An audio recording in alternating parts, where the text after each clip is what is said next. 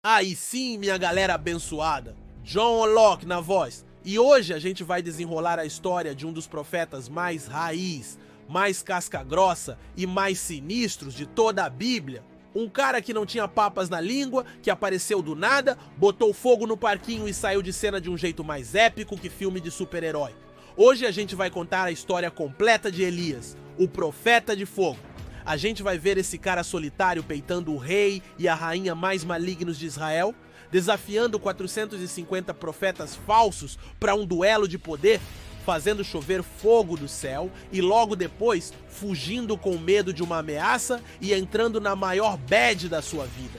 Se você tá pronto para ver essa montanha russa de fé, poder, medo e restauração, já esmaga o like aí embaixo e se inscreve, porque a história de Elias é uma aula sobre a ousadia que vem de Deus e sobre como ele cuida da gente até nos nossos momentos mais quebrados. Bora nessa! Cena 1. A chegada na voadora. A torneira do céu é fechada. Pra gente pegar a visão da fita, a gente precisa sacar o cenário da treta. A gente tá no reino do norte de Israel e o rei da parada é um cara chamado Acabe. E o Acabe não era só ruim, ele era o pior rei que Israel já tinha tido. E pra zerar o game da maldade, ele casou com uma mulher chamada Jezabel, uma princesa fenícia, que era a Nazaré Tedesco da antiguidade.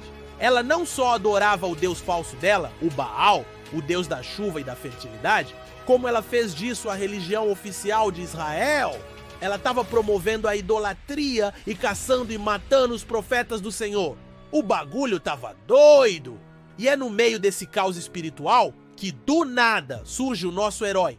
A Bíblia não fala da família dele, da cidade dele, ele simplesmente aparece. Elias, o tesbita. Ele chega na frente do rei Acabe sem pedir licença e manda o papo reto na lata. Vive o Senhor, Deus of Israel, perante cuja face estou, que nestes anos nem orvalho nem chuva haverá, senão segundo a minha palavra. 1 Reis 17:1. Pá! Quebrada sinistra de ousadia. Imagina a cena. Ele basicamente disse: aí, rei, você e sua patroa acham que o Baal é quem manda na chuva? Beleza. A partir de agora, a torneira do céu tá fechada e a chave tá no meu bolso. Só vai chover quando eu falar. Ele desafiou o rei e o deus dele na área que eles mais se gabavam. A ousadia de Elias não vinha dele mesmo. Vinha de saber perante cuja face ele estava. Ele não estava ali em nome próprio, estava em nome do Deus vivo. Quando a gente sabe quem a gente representa, a gente não tem medo de peitar gigante. Cena 2. O retiro forçado. O iFood dos corvos e a viúva de Sarepta. Depois de cutucar o vespeiro, Deus falou pro Elias: agora, meu parceiro, mete marcha daqui e se esconde perto do riacho de Querite. Lá você vai beber do riacho e eu já dei ordem pros corvos te levarem pão e carne de manhã e de tarde. Tá ligado na potência disso? Deus usou os bichos mais improváveis, considerados impuros, para sustentar o seu profeta. Era o iFood celestial com entrega via corvo. Deus estava ensinando Elias a depender 100% da sua provisão sobrenatural, longe de tudo e de todos. Mas por causa da seca que ele mesmo profetizou, o riacho secou. E agora, Deus o envia para um lugar mais doido ainda, Sarepta, uma cidade que ficava no território de Sidom, a terra natal da própria Jezabel. Ele mandou o profeta se esconder na quebrada da inimiga. Chegando lá, ele encontra uma viúva pobre juntando lenha, e ele pede para ela na maior cara de pau: aí, me traz um pouco de água e um pedaço de pão. A mulher manda a real na maior sinceridade: meu parceiro, com todo respeito, a única coisa que eu tenho é um punhado de farinha numa panela e um tiquinho de azeite numa botija. Tô juntando essa lenha pra fazer o último bolinho pra mim e pro meu filho, pra gente comer e depois esperar a morte chegar. Que situação desesperadora! E a resposta de Elias é um teste de fé gigante. Ele diz: não temas! Vai lá, faz o seu bolo, mas primeiro faz um pequeno para mim e traz aqui, depois você faz para você e para o seu filho. Porque assim diz o Senhor, Deus de Israel: a farinha da panela não se acabará e o azeite da botija não faltará até o dia em que o Senhor dê chuva sobre a terra. Isso aqui é ouro, anota aí. A bênção da provisão estava condicionada a um ato de fé e generosidade. Ela tinha que dar o pouco que tinha primeiro para depois receber o muito de Deus. E a mulher, numa fé absurda, acreditou. Ela foi e fez como Elias disse. E o milagre aconteceu. Por mais que eles comessem, a farinha e o azeite nunca acabavam. A despensa dela virou a fonte da juventude dos alimentos. Cena 3, o desafio no Monte Carmelo, o UFC da fé. Depois de 3 anos e meio de seca, Deus fala para Elias: chegou a hora, vai se apresentar a Acabe porque vou mandar chuva. Elias vai e encontra o rei Acabe, que o recebe com carinho. És tu, ó perturbador de Israel? E Elias responde na lata: eu não perturbei Israel, mas sim tu e a casa de teu pai, por deixardes os mandamentos do Senhor e seguirdes os Baalins. E aí Elias lança o maior desafio da história da fé. É o UFC celestial. Ele diz: junta todo o povo de Israel no Monte Carmelo e traz também os 450 profetas de Baal e os 400 profetas de Azerá que comem na mesa da Jezabel. O palco tá montado. De um lado, 850 profetas do sistema, patrocinados pelo governo. Do outro, Elias, sozinho. Na frente de todo o povo, Elias manda o papo reto. Até quando cocheareis entre dois pensamentos? Se o Senhor é Deus, seguiu, e se Baal seguiu, o povo, em cima do muro, não respondeu nada. Então Elias propõe o desafio. Peguem 2 novilhos, vocês preparam um para o seu Deus e eu preparo o outro para o Senhor. Coloquem a lenha, mas não ponham fogo. E aí, vocês invocam o nome do seu Deus, e eu invocarei o nome do Senhor. E o Deus que responder com fogo, esse será o verdadeiro Deus. E o povo todo concordou. É uma boa palavra. Os profetas de Baal começaram o show. Das 9 da manhã até o meio-dia, eles gritavam: ah, Baal, responde-nos! Mas nada. Silêncio total. Aí o Elias começou a zoar, a tirar uma onda. Ele gritava: gritem mais alto! Talvez ele seja um deus. Quem sabe ele tá meditando, ou tá ocupado, ou tá viajando. Ou talvez ele esteja dormindo e precisa ser acordado. Que trollada profética! Os caras ficaram desesperados. Começaram a se cortar com facas e lanças, segundo o ritual deles, até o sangue escorrer. Ficaram nessa até a hora do sacrifício da tarde. E o resultado? Nada. Nenhuma voz, nenhuma resposta.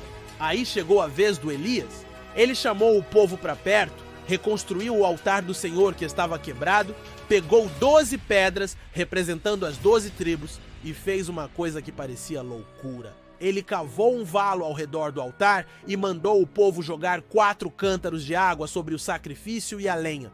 E ele mandou fazer isso 3 vezes, 12 cântaros de água. Ficou tudo encharcado. Ele estava dificultando ao máximo para que ninguém tivesse dúvida de que o milagre era de Deus. E então, na hora do sacrifício da tarde, Elias fez uma oração simples, direta e poderosa. Ó Senhor, Deus de Abraão, de Isaque e de Israel, manifeste-se hoje que tu és Deus em Israel e que eu sou teu servo e que conforme a tua palavra fiz todas estas coisas. Responde-me, Senhor. Responde-me, para que este povo conheça que tu és o Senhor Deus e que tu fizeste converter o seu coração. E meu parceiro, pá! Caiu fogo do Senhor, um fogo tão sinistro que consumiu o sacrifício, a lenha, as pedras, o pó e ainda lambeu toda a água que estava no valo. Quando o povo viu aquilo, eles caíram com o rosto em terra e gritaram em uma só voz: só o Senhor é Deus, só o Senhor é Deus. E Elias então ordena que os 850 profetas de Baal sejam capturados e mortos, purificando a terra daquela idolatria. Cena 4, a fuga e Abed na caverna. Depois dessa vitória épica, Elias sobe de novo no monte, ora 7 vezes, e a chuva volta a cair torrencialmente. Ele, cheio do poder de Deus, ainda sai correndo na frente da carruagem do rei Acabe por quilômetros. Ele estava no auge. Mas aí, o Acabe chega em casa e conta tudo para Jezabel. E a rainha do mal, furiosa, manda um recado para Elias: assim me façam os deuses, e outro tanto, se amanhã a estas horas não puser eu a tua vida como a de um daqueles profetas. E o Elias? O cara que peitou 850 profetas, que fez chover fogo do céu, quando ouviu a ameaça de uma mulher, teve medo e fugiu pela sua vida. Ele correu para o deserto, deixou seu servo para trás e andou um dia inteiro sozinho. E se sentou debaixo de um zimbro e pediu a morte. Já basta, ó Senhor.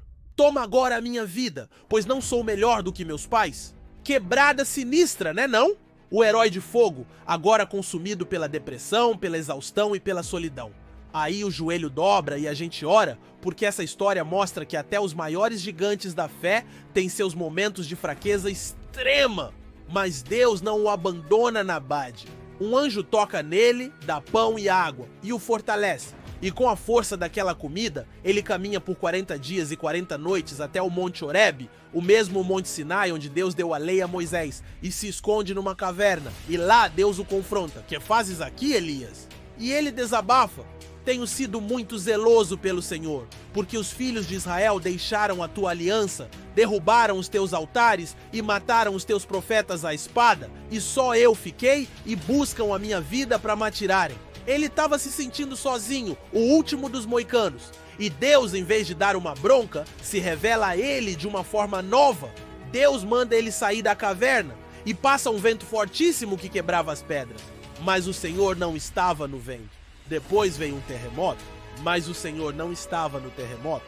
Depois veio um fogo, mas o Senhor não estava no fogo. E depois do fogo veio um murmúrio de uma brisa suave. E quando Elias ouviu, cobriu o rosto. Elias estava acostumado com o Deus do fogo, do poder, do espetáculo do Monte Carmelo. Mas agora, na sua maior fraqueza, Deus se revela no sussurro, na calma, na brisa suave. Deus estava ensinando que ele não age só no barulho, mas também no silêncio, na intimidade.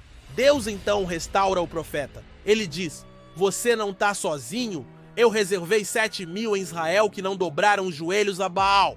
E lhe dá novas missões, ungir novos reis e, o mais importante, ungir Eliseu como seu sucessor. O ministério dele não tinha acabado, mas estava entrando numa nova fase. Cena final, a carruagem de fogo. A história de Elias termina de um jeito tão épico quanto começou. Depois de passar um tempo discipulando Eliseu, chegou a hora da sua partida. Ele e Eliseu estão caminhando, e Elias sabe que vai ser arrebatado. Eliseu não larga dele de jeito nenhum. De repente aparece uma carruagem de fogo, com cavalos de fogo que os separa. E Elias sobe ao céu num redemoinho. Ele não viu a morte. Foi transladado direto para a presença de Deus. Um final digno do profeta de fogo. E aí, minha galera, que jornada! A vida de Elias é uma montanha-russa de ousadia e medo, de poder público e quebrantamento privado. É a história de um homem que, mesmo sendo sujeito às mesmas paixões que nós, como diz Tiago, foi usado por Deus de forma extraordinária porque tinha um coração totalmente rendido a ele. Agora quero ouvir o seu papo reto. Com qual dos Elias você mais se identifica? O ousado do Monte Carmelo ou o deprimido na caverna? E o que a forma como Deus cuidou dele na sua fraqueza te ensina sobre a graça do Pai? Solta o verbo nos comentários. E se essa história de fogo, fé e superação te inspirou, já sabe, né? Dá aquela moral monstra, curte, se inscreve e ativa o sininho. Tamo junto, paz!